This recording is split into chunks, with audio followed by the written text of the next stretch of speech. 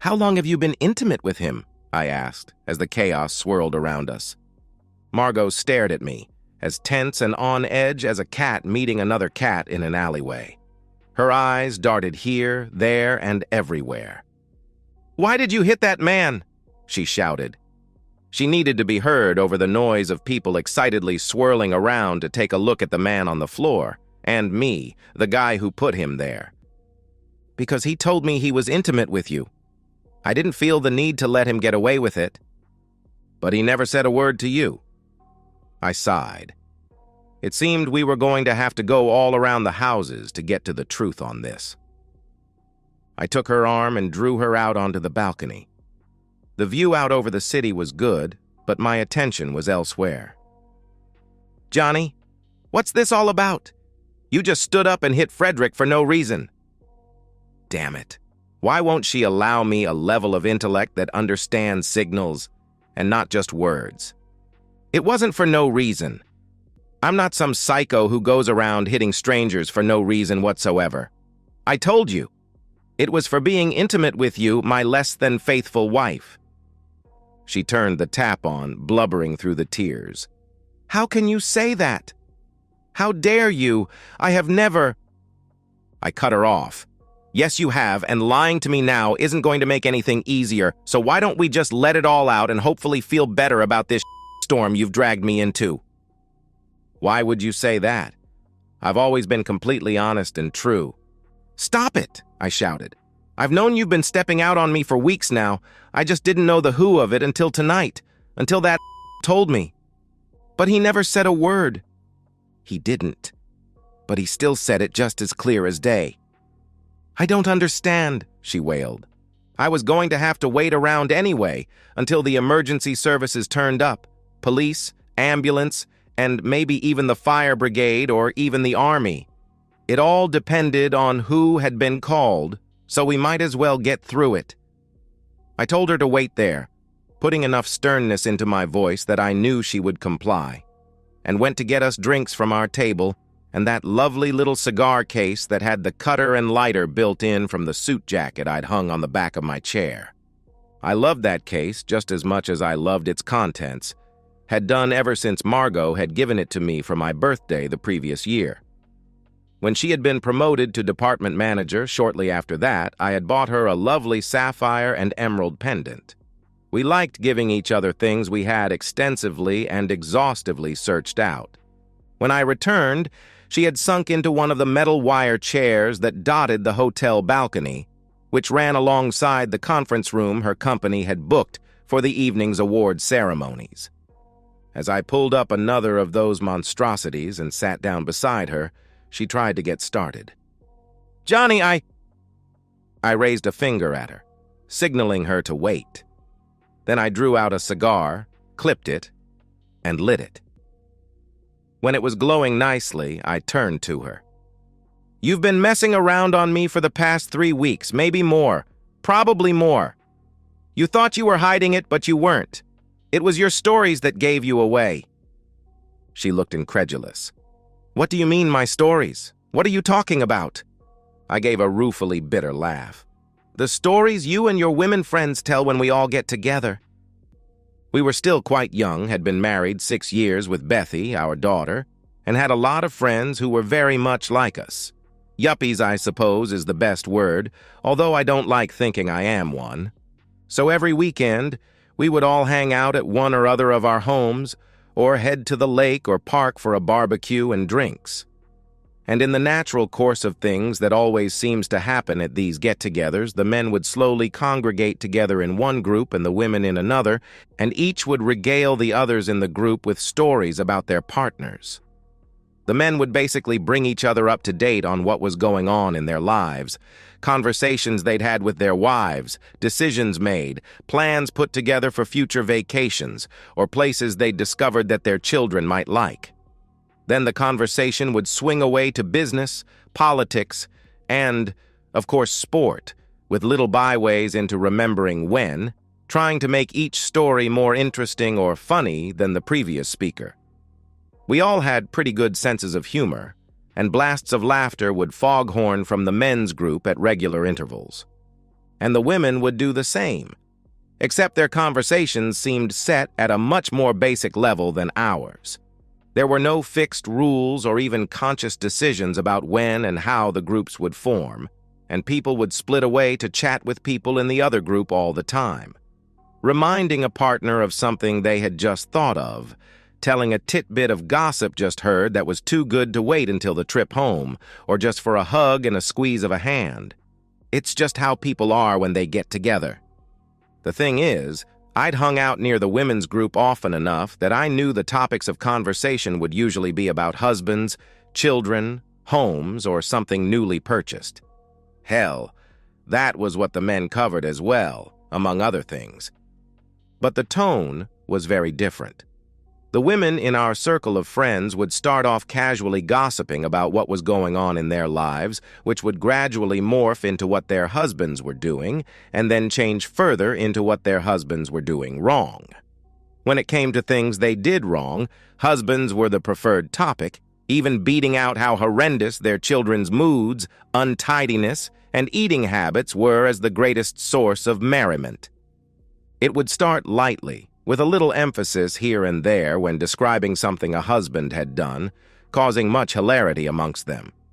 Then it would quickly become a competition to one-up each other about how awful their husbands were and how badly they screwed things up. Each story would be interrupted by screeches of laughter at a mean comment that one of them would chip in, and the mood would seem to get even nastier as each new raconteur took up a tale. Thank God for children, as it was usually they who would interrupt the group's toxic conversation, kids complaining about each other, crying over a fall or scrape, or whining for something to put in their mouths. Hey, I'm not moaning about the kids, they were just doing what all kids do. I know now that this is not an unusual state of affairs when women get together. Hell, even I think that quite a few husbands are absolute jerks who don't deserve the wife they have.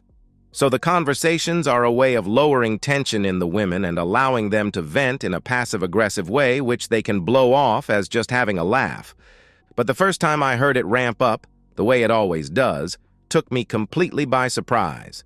I was in the kitchen checking the marinade on the steak and chops and could hear the women chatting in the lounge.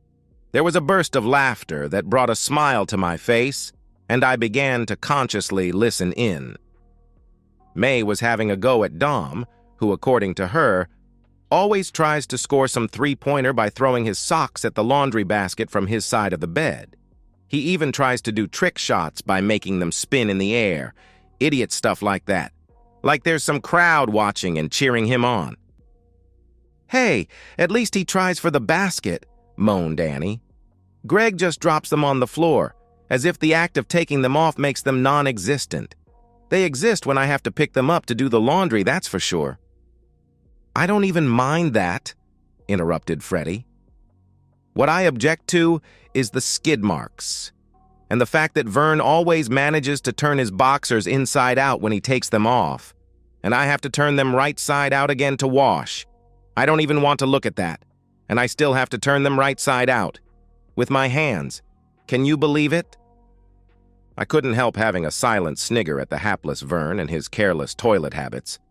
He always tried to come across as the macho man, and now, Georgina chipped in. Pete balls his undies up if they have skid marks in them and then tucks them into his socks, so I have to pull them out again to wash. They are the undies with minions on them? Asked Reggie. Oh, now he has more. New ones with the Avengers on, Georgina came back. Iron Man? Sniggered Freddie. Actually, I think it's a male version of Elastigirl, Georgina said, straight-faced. The laughter from the whole group was almost deafening. Wow, she just dumped Pete into the garbage disposal of female opinion with that remark, and they just got worse and worse as the conversation went on. Everything from Pete's apparently limp noodle to Stan's flirting with women and Dom's fat belly, which by all accounts needed a corset or even more appropriately a bustier, were torn apart for their amusement. Every husband with a wife in the group took more than one tank buster during that conversation, and I didn't think Dom was much overweight at all. It actually shocked me. I thought these women were happy to be married to their men. Yet here they were in some sort of unacknowledged competition to make their husbands the very worst man in their whole circle of friends. Sure, there was lots of laughter going on, but it seemed at the very least to be disloyal, and at worst, outright sneering derision. How could they stand going home with their spouse thinking the way they did, even if they didn't mean it? Damn, at a minimum, it was cruel. There was no respect apparent. Luckily for me, Margot didn't take part in these discussions. She would dip into it when passing by, but would wave and smile when encouraged to sit in with them. Until 3 weeks ago. We were at Klaus and Ingrid's house, and as I was passing the lounge window, I saw Margot sitting in the group, wine in hand and laughing hard, both puzzled and curious. I entered the house and remained out of sight. There was the normal complaining about the husband's habits and nasty desires, each in turn having to outdo the previous offerings. Then I heard Margot chip in. "Oh, God, I know all about that. The noises that Johnny makes when he flosses his teeth." I heard her make noises as if she was throwing up, sneezing, humming the theme from Frozen, and gargling all at the same time. I felt my face grow heated. "I think that's the noise Vern made when we made love last night," giggled Freddie. "The last true romantic." "Not a chance," laughed Margot. "My husband is way more romantic. When Johnny finishes, it sounds like a vet just stuck his arm up inside a cow without any warning." She giggled loudly. "No smooth talk or dinner, just womb," chortled Annie. "Not even a flower in sight," Margot finished. There was a delighted howl of laughter. I moved on. I didn't want to listen to any more of that. If there's one person who knows how I sound when I finish, it's me. There wasn't a single note of truth in what she just said. When I come, I don't yell or bray or anything the women had come up with. I let out a series of long, low sighs, as if experiencing an expected pain, like when a doctor carries out an extended check on your sprained knee and it hurts, although you're braced for it.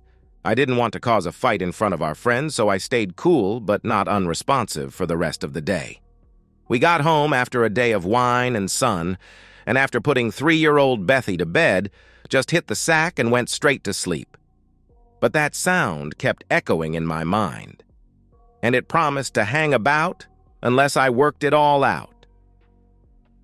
The next day was Monday, so I called Henning Moritz in HR and invited him to lunch on my expense account. Henning was German by birth and was unfortunately true to the largely false caricature of the lack of humor of his nation, but he was very intelligent and, more importantly, had studied psychology at university before going on to major in personnel management. "Ah, I understand. You call on the German about such an emotional wound because you know we are such an emotional people," he said, his voice overly accented after I explained what I had heard. I stared at him blankly. "Yeah, that was a joke," he said after a moment of silence in his normal voice. "Sorry," I said. "I'm used to it. So what do you want me to advise you about?" "I want to ask why women would do that. Why would my wife do that and lie about me?" He chewed his lip and perused the lunch menu. "You know I subscribe to the philosophy of sexual economics." I did. He had explained the theory one evening at a boring work conference. "So in my view, she is joining this group to denigrate husbands for one of 3 reasons. Which one I can't tell without interviewing her, which I presume you don't want me to do." I shook my head. I didn't need her telling the witches' circle about that as well. I would drop to the very bottom of the league table of husbands if she related that. "The first and most obvious is that she feels separated from the group of women in your circle. She feels she needs to reconnect and is willing to throw your reputation to the wolves in order to do that." I nodded. I had already thought about that, but taking into account that we had been having these get-togethers with our group for years, I couldn't see why she would suddenly have that need. "Secondly, you may have wounded her with something you have or haven't done, and this is a passive-aggressive way of getting even with you." I nodded. What man ever knew what women got pissed off about? Until she finally, sometimes after years, revealed the truth about some horrendous crime you had committed.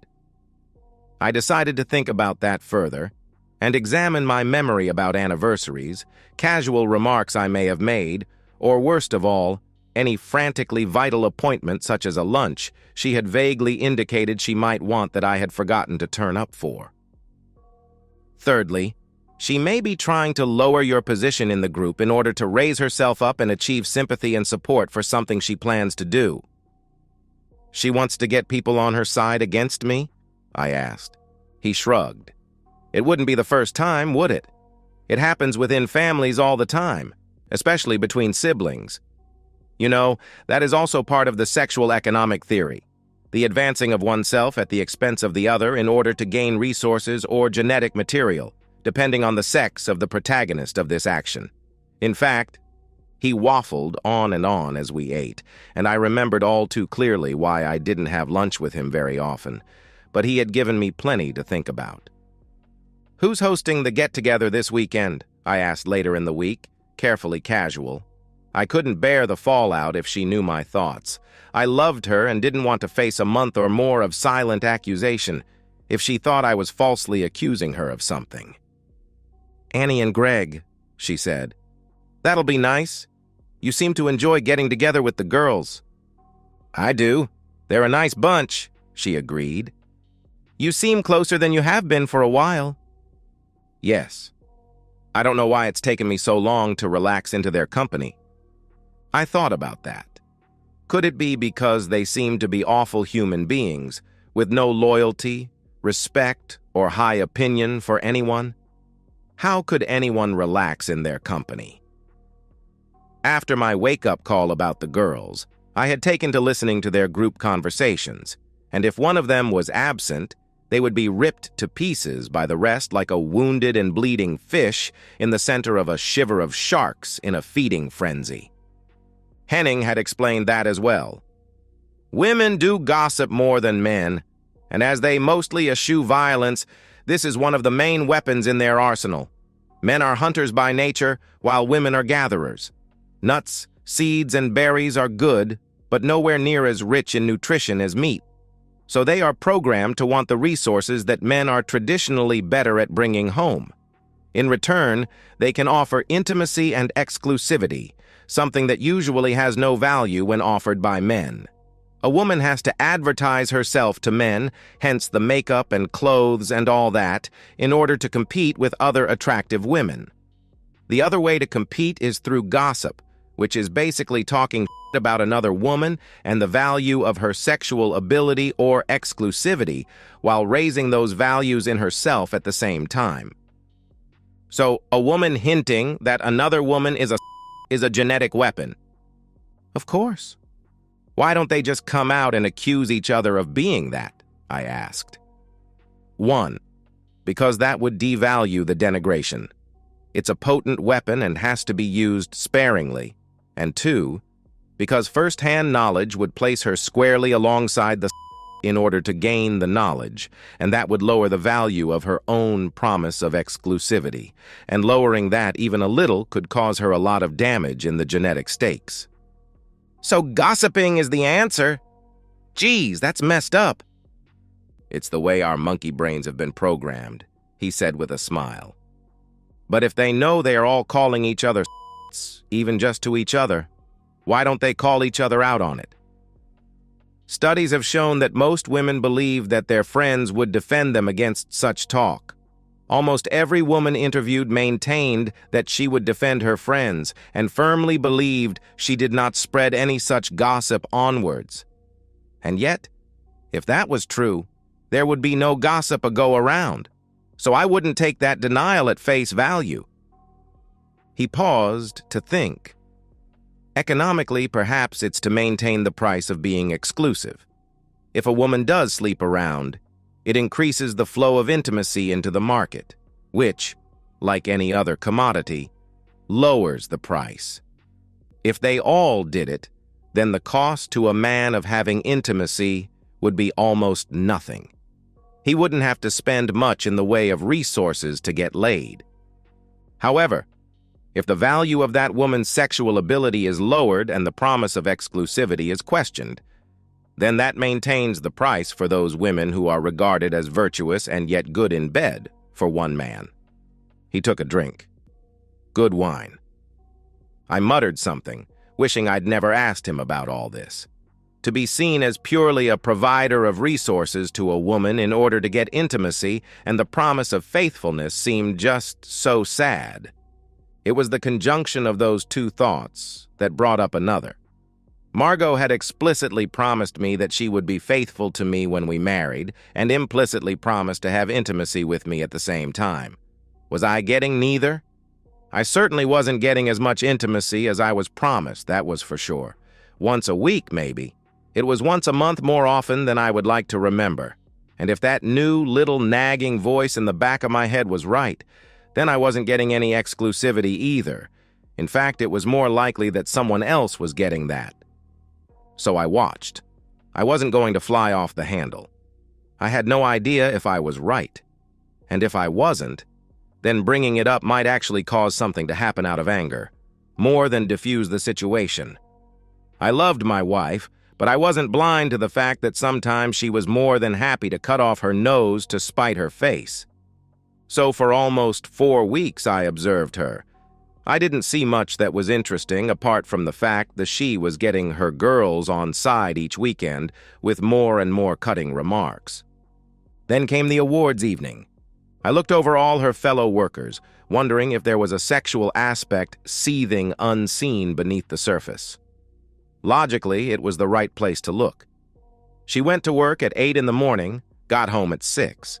She didn't travel, and there were no girls' nights except on her birthday, when she and a bunch of her girlfriends would head off to a show and a dinner at a fine restaurant. They would stay overnight in shared rooms, but by checking over her Facebook page and looking at the timestamps on all the pics stored in her phone, any lover would have to rush in, be intimate with her, and be cleaned up and gone within 10 minutes. So it wasn't impossible, but it wasn't likely. So where were the men that may have come into her life and inside her? At work? Where else?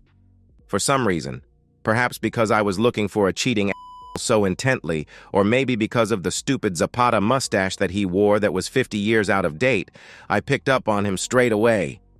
Glad-handing and joking with people, he worked his way towards our table. When he reached us, he greeted other people before saying hi to Margot. Their eyes locked and they gave each other a slight smile. Then he smiled at me, and the corner of his mouth crept up just slightly into a sneer. As he looked at me, his right hand reached up to his left shoulder, flicking at something with 2 fingers. 2 flicks. That was all. But it told me all I needed to know. He was letting me know that I was just a bug in his life, something that he could brush away with contempt. I stood up, leaned over, and punched the left side of his face as hard as I possibly could. I'm no fighter, and I don't have the arms of a Superman, but it was a good punch. He went down hard, and that's when the hysteria started, people getting all excited because something different had happened in their lives, and it hadn't happened to them. So they could enjoy it all guilt-free, which made them all run around making way too much noise. Margot had thought she was getting away scot-free with having an affair, and it had turned on its head in exactly the wrong place at the wrong time. The upper echelons of her company was mostly female, following the growing trend. But despite their earnings, they still could only offer intimacy and exclusivity to the men in their lives, when they had one. So having one cheater exposed so openly made them all afraid that their men might care to re-examine that half of what they offered to a partner. She wasn't going to be flavor of the month for a long time. Those stories you started sharing with your girl buddies, you know, the ones where you get to lie about all the bad habits I have and how your life is while I'm still around? Those are what told me. The sheer disrespect you managed to come up with is actually quite mind-boggling. The sheer inventiveness of those lies makes me think you should become a fantasy author. Was that to get the girls on your side when you left me? She shook her head, and then nodded. Yes, she whispered. So you were going to leave me, I stated. My life was a bowl of and it was the only thing to eat in the kitchen. I wasn't sure, she said. She was still crying, but she was no coward and looked me in the eye. I was afraid. I frowned. Of me? Are you serious? You thought I would harm you? She shook her head vigorously. I felt a tear drop land on the back of my hand and had to fight the urge to wipe it off at all costs. The cold liquid felt like frozen betrayal. No, I never thought that. You would never hurt me. I was afraid of being alone. So you did the one thing that would ensure it. That doesn't make sense. Besides, you had Mr. 70 Mustache to keep you from being lonely. You were preparing yourself to transit from me to him in real comfort. She dabbed at her eyes with a tissue. No, it wasn't like that. I knew he wasn't a keeper after the first time. It took a long time before I could commit to that first time, and afterward, well, the deed had been done. I had become a cheater, what I had always despised. So what did it matter if I kept doing it, even with someone I didn't even like much? I just wanted to get out of being married. I was so tired of having to take 3 people into consideration whenever I wanted to do something. I could never do anything spontaneously anymore. You managed to spontaneously end our marriage, I said, carefully showing no expression. Who was this woman, and what had she done with the gentle, loving girl I had married? Yay for me, she said sadly. Of course, what you could have done is say, Johnny, you're a piss-poor husband, and I don't want to be married to you any longer. I've been to a lawyer, and in 6 months I'll be free to be intimate with Mexican Mustache whenever I want. You could have done that. You didn't have to cheat on me. I told you I was afraid. I wanted to get out, but I was afraid of being alone. Well done, Margot. You don't want me and you don't want him. So you just signed up for immersion therapy. Now you can get over your fears by living it. It will be expensive, but worth it, I suppose. You earn more than me, and you know I'll look after Bethy way better than you anyway. So your spousal support and child payments won't be cheap, but hey, at least you get what you want. She pressed her lips together and nodded. And so our marriage ended on that note, while the little voices in my head were shouting that they had to know more. More details. More about who and why and how, when and how many times, and was his Johnson that much bigger? In the end, the voices simply chorused that the woman had cheated. There should at least be more punishment. I had an idea. One demand I will make. You go to our friends and you tell them that everything you said about me was bullshit, and you were lying to make yourself some sort of martyr when you moved out, okay? I can do that, she sighed. You lied about me, and the sheer scale of the disrespect was eye-watering. Yes, it was. I'm so sorry about that. I felt trapped in a situation I had caused and couldn't see a clear way out. You heard it all? I nodded grimly. She put her hand on mine for a moment. I am sorry about that. You didn't deserve it, and I did make it all up. You were a good husband. Just not for me. I sighed. Everything was happening so quickly. I didn't have any control at all. I was in a speeding car with no brakes, and the steering wheel had come off in my hands. I had no experience of how to handle this. It's not every day that you go to a party married and still be at that party when you're suddenly single with a little girl to care for on your own. Not many how-to books cover that topic. You know those are going to slag you off every which way for years to come. I know. I guess I deserve it. You were right. I should have divorced you first. You thought of where you're going to go? I asked. I was going to find somewhere soon, but... Her hands waved loosely at the hubbub that was still going on inside. I guessed that she would be facing some very tough questions from senior management. I wondered if she'd still be employed. I guess it depended on what level of position Monsieur Mustache Bandit held. Jesus, Margot, how did you let it all get to this? What happened to the girl I married? She was smart and knew exactly what she wanted, as well as being beautiful and kind, loyal and in love with me. Where did she go? She actually thought about that for a while. I guess she became a manager and took that to heart to replace the things she was throwing away. Margot, I love you, loved you, but I don't want to be in your company anymore. I'm going to wait outside and see if the police turn up. If they take me in, please bail me out in the morning. You owe me that much. Okay, Johnny. She did bail me out, and that was the last time I saw my wife. When I did see her, the divorce was final. She was no longer my wife. She was someone else's problem now. I had a wife. I had had a woman I loved with all my heart. A woman I had promised myself to and looked forward to growing old with. She had discovered she didn't love me anymore and cheated so that she didn't have to face me until the very end. That's how I saw it. She did the crime and I paid for it. I faced loneliness and heartbreak, the gradual recovery from that and the more than hesitant search for someone to take her place, mistrusting all woman from here on. It wasn't going to be easy, especially with a demanding 3-year-old golden-haired enchantress to take care of. Margot had damaged me badly, but I wasn't down and out for the count. I thought about Henning and his sexual economics. I wondered whether being known as a cheating woman would lower her price over much. After all, any guy would have to wonder about her offer of good intimacy and exclusivity, as long as they knew about it. And they would. I'd very quietly make sure of that. And so, we've reached the end of today's story. Was it what you expected, or did it take a twist you didn't see coming? I'm curious to hear your thoughts. Share them in the comments below, and let's get a conversation going. If this story kept you hooked, make sure to hit that like button. And if you're new here or just haven't subscribed yet, now's the perfect time to join our community. I bring you fresh, captivating stories every day, so click that subscribe button and turn on notifications so you never miss out. Thanks for watching, and I'll see you in the next one.